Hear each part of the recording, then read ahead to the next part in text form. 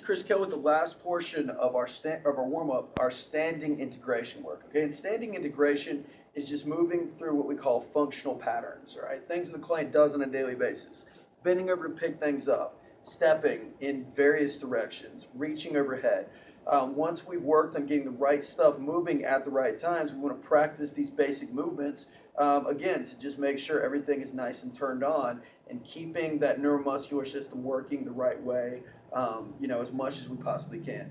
One note is that this stuff is not strength training, okay? This can be seen as a warm-up for maybe loaded exercises, but this is stuff that the client is just doing every day. It's just basic movements. So this is where we want to really focus on proper form.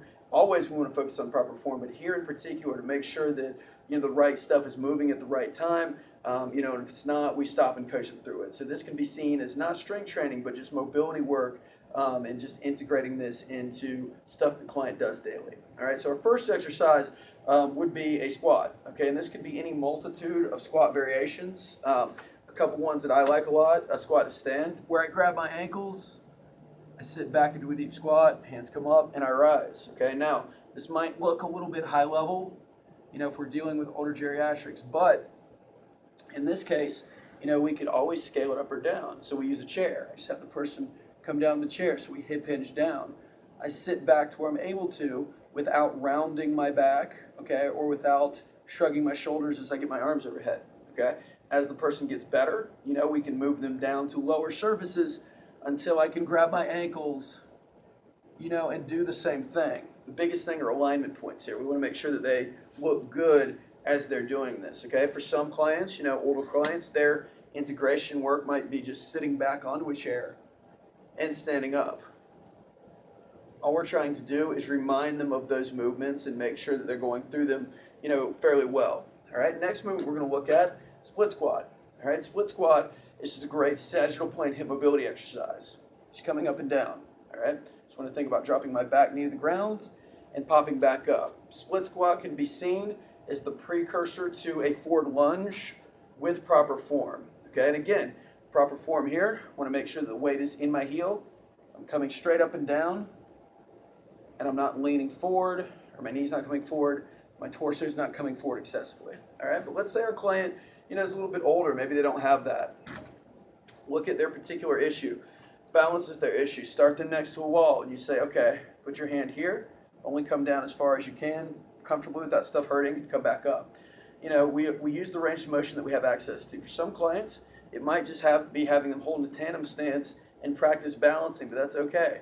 We do what we can. And so again, just scale up or down based upon who you're working with. Next exercise would be lateral squat. All right, with lateral squat, all I'm going to do is sit to one side, stick my butt out. Okay, this can be seen as the precursor to a lateral lunge or sidestepping to pick something up.